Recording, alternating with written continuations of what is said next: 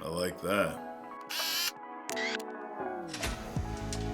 As a professional news videographer, it's very common that I only have a few hours to get a story turned around. We come in the morning, we get our assignment, we gotta run out the door, find our story, shoot our story, edit our story, and get it all on TV by the time you get home for dinner.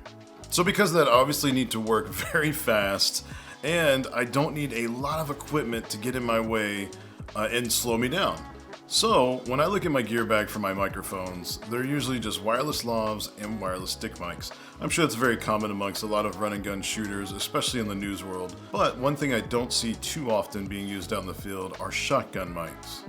Now I know a lot of professional documentarians, cinematographers, filmmakers, anyone that kind of does sit-down interview types like this, or they want to use a boom pole for a movie set, they're always going to have a shotgun mic located right above their interview. Now, I've always wanted to try doing something just like that. Unfortunately, I just never get the time because you have to put a cable in the microphone, run 10, 20, 30 feet of cable, and that's just another thing you have to set up, tear down, it gets in the way, and God forbid you have to shoot more than one person because then you might have to do it more than just one microphone. You'll have to duplicate it. That's a lot of setup and tear down. Thus why it's easy just to lob someone up and get about your day. Now, of course, there are situations where I'd like not to use a lav because say you're interviewing a lovely woman in a lovely dress and it's just not very practical to have her run a lav all the way up her dress and get it clipped on, and it can be a little awkward. But if you have a shotgun mic, all they have to do is just sit right down and boom, you're ready to go. Now, like I said, shotgun mics require a lot of cables, a lot more setup, tear down. That is definitely why I have not used shotgun mics in my daily workflow when it comes to shooting news. However, about a year ago, Comica dropped a shotgun mic that is unlike any shotgun mic that I have ever seen. It has one feature that separates it from anything that I've seen before. It's wireless.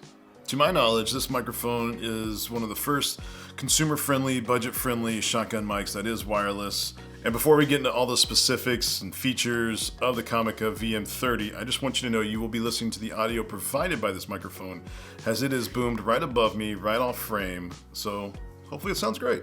The mic actually has a transmitter that is built into it and can actually transmit all the way back to a receiver that you can put into your camera, on your phone, or even your computer. Now, the manufacturer claims that this microphone can get up to 100 meters wirelessly. However, that has to be facing the receiver, so you can't turn your back towards your camera or you're going to lose all audio whatsoever. Now, with this being a budget mic, coming in around $190 US, the sound quality isn't perfect, but I also think it does a great job. Just might take a little tweaking here in post. Escalated me to find other phone numbers that I could call from Ticketmaster because they weren't giving those to me. And they also did state that I should reach out to local news as well. Okay. Mm-hmm. What do you think about Ticketmaster now after that? I'm very nervous to use them just due to the data integrity. Now, to help you out while you're recording, the microphone does have 3 filters built in to knock out any unwanted frequencies, as well as an onboard gain control on the back of the microphone. This just allows you to adjust the volume while you're away from the camera and near where the microphone is located on your shoot.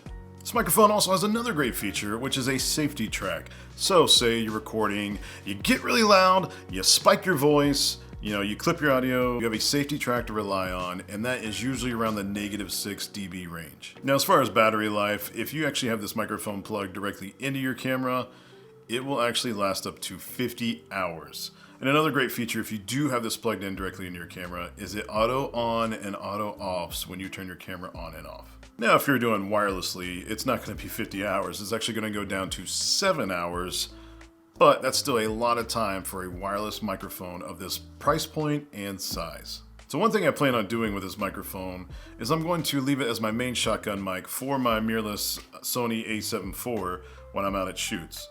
Now, there are going to be times where I would like to get sound with something that's further away from my camera, say like a stream or a waterfall, mainly because I like the framing I have of my camera, so I don't want to get any closer, but I just need better sound quality. So an old photographer trick that we usually do with our big ENG cameras and our wireless stick mics or even wireless lav mics is we'll just take a microphone, get right in there close, get that noise, but we'll stay just out of frame so we can get all that great sound quality. So that's what I plan on doing with this shotgun mic. Now, of course, the Comica VM30 is not perfect. There is one thing I really wish this microphone had, and that was internal recording. If you look at some of the wireless microphone options that are out right now, a lot of them are starting to use internal recordings. That way, if your signal gets busted up and your audio is saved to your memory poorly, you have a backup recording on the actual microphone itself. Now, I think with a shotgun mic just like this one, I think that'd be perfect to have, and it'd be great for a future update or even the Mach 2 if they add that on there.